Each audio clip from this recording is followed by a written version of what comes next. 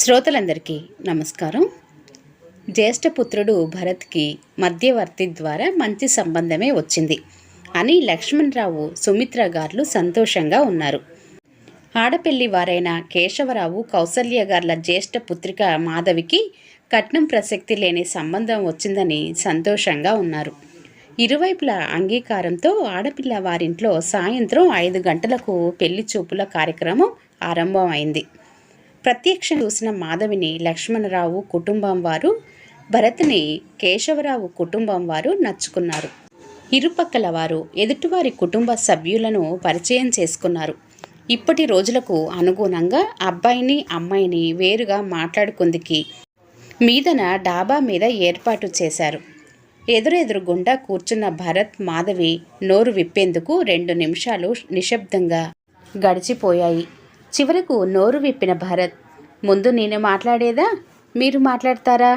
నేను కొంచెం ఎక్కువ మాట్లాడాలనుకుంటున్నాను, కాబట్టి ముందుగా మీరే మాట్లాడండి. లేడీస్ ఫస్ట్ అని అంటారు కదా, ముందు మీరే మాట్లాడండి. మీరు స్వల్పంగా మాట్లాడాలనుకుంటున్నారు కాబట్టి ముందు మీరే మాట్లాడండి. సరే, ఈ క్షణం నుంచి మీరు చెప్పేది వినటం ప్రారంభిస్తాను.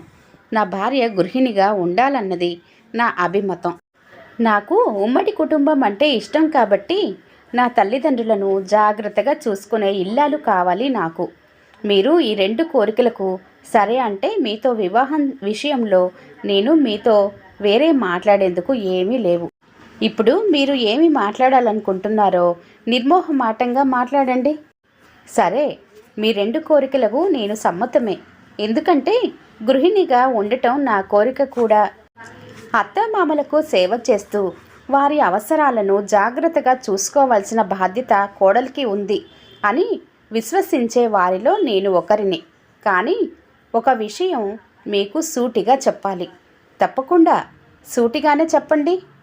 భార్య మానసికంగా, భౌతికంగా అంగీకరిస్తేనే భర్త భార్యతో శారీరక సుఖంలో పాల్గొనాలి తప్ప ఏ కారణం మీదనైనా ఆమెకు ఇష్టం లేనప్పుడు బలవంతంగా అనుభవించాలన్న ప్రయత్నం భర్త చేయకూడదని నా స్థిరమైన అభిప్రాయం. మీరు అందుకు అంగీకారమేనా? ఇందులో అంగీకారం కాకపోవడానికి నేను సంస్కారహీనుడిని కాదండో. భార్యాభర్తలు ఏక మనస్కులై సాగించేదే అసలు సిసలైన శారీరక సుఖం, అనురాగ దాంపత్య జీవనం. నేను ఇంకా కొన్ని మాట్లాడాలి, కానీ అవి మీ ఒక్కరికే సంబంధించినవి కావు కాబట్టి అందరి ముందర మాట్లాడాలి. మీకేమైనా అభ్యంతరమా? పదండి. భరత్, మాధవి త్వరగా వెనక్కి వచ్చేయటం చూసి ఇరుపక్కల వారు ఆశ్చర్యపోయారు. ముందుగా కోలుకున్న భరత్ నాన్నగారు, ఏమిరా అప్పుడే వచ్చేశారు? అమ్మాయిని ఏమైనా ఇబ్బంది పెట్టావా ఏమిటి? లేదు నాన్న, తను మీ అందరితో ఏదో మాట్లాడాలంటేను. మీరిద్దరూ మాట్లాడుకోవాల్సినవి మరేమీ లేవా? అడిగారు మాధవి నాన్నగారు. అది కాదు నాన్న, నేను పెద్దవారితోనే మాట్లాడవలసినవి కొన్ని ఉన్నాయని వచ్చేశాము. నువ్వు అబ్బాయితో మాట్లాడటం సబబు, కానీ అతని అమ్మా నాన్నలతో మాట్లాడటం ఏమిటి? మాధవి అమ్మగారు మాధవితో మెల్లిగా గుసగుసలాడారు. పర్వాలేదు, అమ్మాయిని మాట్లాడనివ్వండి అని భరత్ అమ్మగారు భరోసా ఇచ్చారు. Thanks aunty. మరి అంకుల్ ఏమంటారో? మా ఇద్దరిది ఎప్పుడూ ఒకటే మాటమ్మా. నువ్వు ఏమి మాట్లాడాలనుకున్నావో నిర్మోహమాటంగా మాట్లాడు. అక్కడే కూర్చున్న భరత్ తమ్ముడు వసంత్, చెల్లి అనూష ఈ సంభాషణనంతా ఆశ్చర్యంగా చూస్తున్నారు. మాధవి లేచి నుంచొని మాట్లాడబోతుంటే భరత్ అమ్మగారు కూర్చొని ఫ్రీగా మాట్లాడమ్మా అన్నారు. మాధవి మాట్లాడసాగింది. నేను మీ ఇంటికి కోడలిగా ఉన్నన్నాళ్ళు మీ సేవ చేస్తూ మీ అవసరాలను జాగ్రత్తగా చూసుకోవాలి అని నాకు తెలుసు. చూసుకుంటాను కూడా. అంటే భరత్ అమ్మగారు సందేహం వెలిబుచ్చారు. వసంత్కి పెళ్ళైతే నేను కోడలి బదులు పెద్ద కోడలిగా పరిగణించబడతాను కదా. అంతే కదా మరి. అప్పటి నుంచి మీ సేవ చేస్తూ మీ అవసరాలను జాగ్రత్తగా చూసుకోవలసిన బాధ్యత నాకెంత ఉంటుందో మీ చిన్న కోడలికి కూడా అంతే బాధ్యత ఉండాలి. అంతేకాని పెద్ద కోడలిని కదా అని మీ బాధ్యత అంతా నా ఒక్కత్తి మీద వేస్తే నేను ఆ బాధ్యతను వహించను. కాబట్టి మీ సేవ చేస్తూ మీ అవసరాలను జాగ్రత్తగా చూసుకోవలసిన బాధ్యత మా ఇద్దరి కోడళ్ల మధ్య సమానంగా పంచి మీరే పుణ్యం కట్టుకోవాలి. భరత్ అమ్మా నాన్నలు ఒకరి మొహాలొకరు చూసుకుంటూ నవ్వుకున్నారు. వసంత్, ఏమంటావు నువ్వు అన్న మాధవి ప్రశ్నకు ఏమి మాట్లాడాలో తెలియని వసంత్, నాకేమీ తెలీదు. మీరంతా కలిసి ఏమి నిర్ణయిస్తే అదే నాకు సమ్మతం. వసంత్ ఎదిగిన అబ్బాయి కాబట్టి అతని పనులు స్వంతంగానే చేసుకోవాలి తప్ప ఎవరి మీద ఆధారపడకూడదు. వసంత్, నువ్వు ఏమంటావు అన్న మాధవి ప్రశ్నకు నిజమే అంటాను నేను కూడా అని నవ్వుతూ చెప్పాడు వసంత్. అనుష విషయంలో నాకు ఏమీ బాధ్యత ఉండదు. ఎందుకంటే నాలాగే అనుష కూడా పెళ్ళై అత్తవారింటికి వెళ్ళవలసిన అమ్మాయి. కాబట్టి ఆమె పనులు ఆమె పుట్టింట్లోనే చక్కబెట్టుకోకపోతే అత్తవారింట్లో ఎలా చేస్తుంది?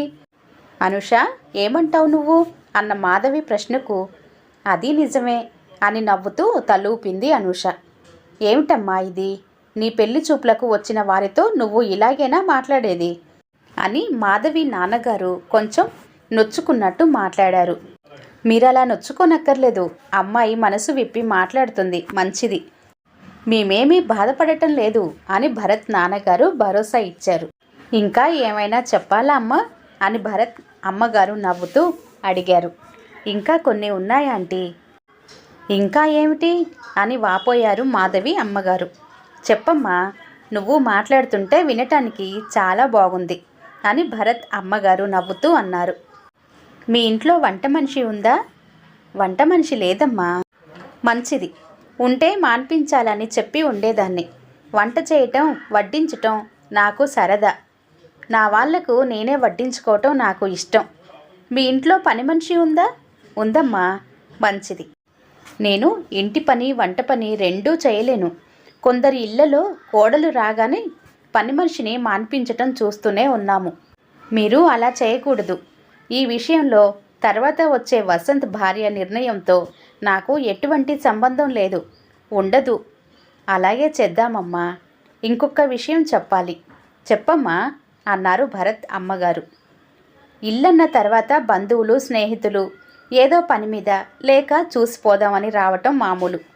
అలా ఎవరూ రాకపోతే బంధుత్వాలకు స్నేహాలకు విలువ లేకుండా పోతుంది. బాగా చెప్పావమ్మా. భరత్ అమ్మగారు మురిసిపోయారు. కానీ ఖర్చులు బాగా పెరుగుతున్న ఈ రోజుల్లో తిష్ట వేయటానికి వచ్చే జనాన్ని మాత్రం భరించేది లేదు. అలాంటి వారిని పసిగట్టి పొమ్మనక పొగ పెట్టడం నాకు వెన్నతో పెట్టిన విద్య. అలాంటి నా ప్రయత్నాలకు మీరెవరూ అడ్డు చెప్పకూడదు. నువ్వు చేసే ఏ మంచి పనికి నీకు ఎవరు అడ్డు చెప్పరమ్మా. ఇరుగు పొరుగు అమ్మలక్కలు కూడా మన ఇంటికి వస్తారు, రావాలి కూడా. కానీ వారిలో ఎవరైనా మనలో పొరపచ్చాలు పెట్టేవాళ్ళుంటే వారికి కూడా అదే ట్రీట్మెంటు తప్పదు అని మాధవి అడిగింది. బాగా చెప్పావమ్మా. ఇంకా నువ్వు చెప్పదలుచుకున్నది ఏమైనా ఉన్నాయా అమ్మా అని అడిగారు భరత్ అమ్మగారు. ఇంకేమీ లేవంటీ. అంత్య నిష్ఠూరం కంటే ఆది నిష్ఠూరం మేలు అన్నారు కదా పెద్దలు. అందుకే నా మనసులో ఉన్నవన్నీ మీకు చెప్పాను. అన్నీ విన్న మీకు నా మీద కోపం లేక ప్రస్తుతానికి నన్ను మీ కోడలిగా తదుపరి పెద్ద కోడలిగా స్వీకరించటానికి ఒప్పుకుంటే మిమ్మల్ని అంకుల్ ఆంటీ అని పిలవటం మాని మావయ్య అత్తయ్య అని పిలవటానికి నేను సిద్ధంగా ఉన్నాను. ఇంకా ఆలస్యం ఎందుకు? నువ్వు అలా పిలిస్తే వినాలని ముచ్చటగా ఉంది మాకు. నీ మాటలు, నీ మనస్తత్వం, నీ ఆలోచనలు అన్నింటికి మించి నీ నిర్మోహమాటం మాకు చాలా నచ్చాయి అన్న భరత్ నాన్నగారి మాటలకు అక్కడ నవ్వులు విరిశాయి. వెంటనే మాధవి లేచి నన్ను దీవించండి మావయ్య అత్తయ్య అని భరత్ అమ్మా నాన్నల పాదాలకు నమస్కారం చేసింది. వారు కూడా భరత్తో సహా ఆమెను ఆప్యాయంగా దగ్గరకు తీసుకున్నారు. మాధవి అమ్మా నాన్నలు ఆనంద బాష్పాలతో ఆ సన్నివేశాన్ని తిలకించసాగారు. మొదటి కథ సమాప్తమండి. రెండవ కథలోకి స్వాగతం. దివ్య, నీకు పెళ్లి చెయ్యాలని అనుకుంటున్నాము. నీకు ఎలాంటి అబ్బాయిని చూడాలో నువ్వే చెప్పు తల్లి అడిగాడు తండ్రి కాంతారావు. డబ్బున్నా లేకపోయినా మంచి చదువు, ఉద్యోగం, మంచి గుణం ఉండి ప్రేమగా చూసుకునే అబ్బాయిని చూడండి నాన్న. అప్పుడే నా జీవితం చాలా హ్యాపీగా ఉంటుంది అంది దివ్య. అంతా నీ భ్రమ. డబ్బుంటేనే సుఖం తల్లి అన్నాడు తండ్రి. నేను ఒప్పుకున్నాన్నా. మీరు అమ్మను పెళ్లి చేసుకున్నప్పుడు మీకు ఎంత ఆస్తి ఉండేది? మీరు మంచివారనే కదా అమ్మను మీకు ఇచ్చి చేశారు. మీరిద్దరూ హ్యాపీగా ఉన్నారుగా. ఎందుకు మీరు ఇప్పుడు ఇలా అంటున్నారు నాన్న? ఆ రోజులు వేరే తల్లి. ఆ రోజుల్లో డబ్బు లేనిదే కంటికి నిద్ర కూడా సరిగ్గా పట్టదు. మీరు చెప్పింది నిజమే, కానీ డబ్బుతో పాటు వచ్చే అహం, గర్వం, నిర్లక్ష్యం నా జీవితంలో వద్దు. మీరు చెప్పిందే నిజమైతే డబ్బున్న జంటలు ఎవరూ విడిపోకూడదు. కానీ అలా జరగటం లేదే. ఈ రోజుల్లో డబ్బున్న వారు అందరూ మంచివారని కూడా ఎక్కడుంది చెప్పండి? డబ్బుంటే సుఖాలు ఉంటాయి, అలాగే వ్యసనాలు కూడా. చెడ్డ ఫ్రెండ్స్ కూడా ఉంటారు. డబ్బు ఎంత మంచి చేస్తుందో అంతకన్నా ఎక్కువే చెడు చేస్తుంది. చదువు, తెలివి ఉంటే ఈ రోజుల్లో డబ్బు ఎలాగైనా ఎప్పుడైనా సంపాదించవచ్చు. అదే అబ్బాయి మంచివాడు కాకపోతే విడాకుల వరకు వెళ్ళి ఎన్నో జీవితాలు నాశనం అవుతున్నాయి. మళ్ళీ పెళ్ళి కాక కొంతమంది ఆత్మహత్య కూడా చేసుకుంటున్నారు. నేను బాగా చదువుకున్నాను. అబ్బాయి బాగా చదువుకొని మంచివాడైతే చాలు. ఇద్దరం కలిసి సంపాదించుకుంటాం, ఆస్తులు కూడా పెట్టుకుంటాం. మా ఫ్రెండ్ గురించి చెబితే మీకు ఇంకా బాగా తెలుస్తుంది.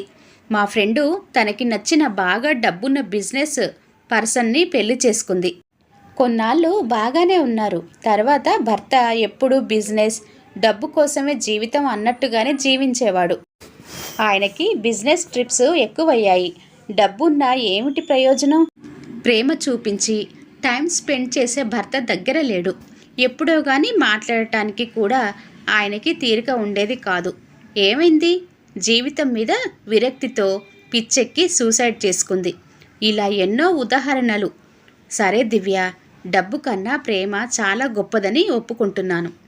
నీకు నచ్చిన అబ్బాయితోనే నీకు పెళ్లి చేస్తాను అంటూ తన పెట్టిన పరీక్షలో నెగ్గిన కూతురిని చూసి ఆనందపడ్డాడు కాంతారావు. కథ సమాప్తమండి. కథ కనుక నచ్చినట్లయితే లైక్ చేయండి, షేర్ చేయండి. అలాగే మరిన్ని మంచి కథల కోసం ఛానల్ని సబ్స్క్రైబ్ చేసుకోండి. మరొక మంచి కథతో మళ్ళీ కలుద్దాం. అంతవరకు సెలవు. నమస్తే. కొత్తవారు కనుక మన ఛానల్ని ఫస్ట్ టైం కనుక చూస్తున్నట్లయితే దయచేసి సబ్స్క్రైబ్ చేసుకోండి. Thank you.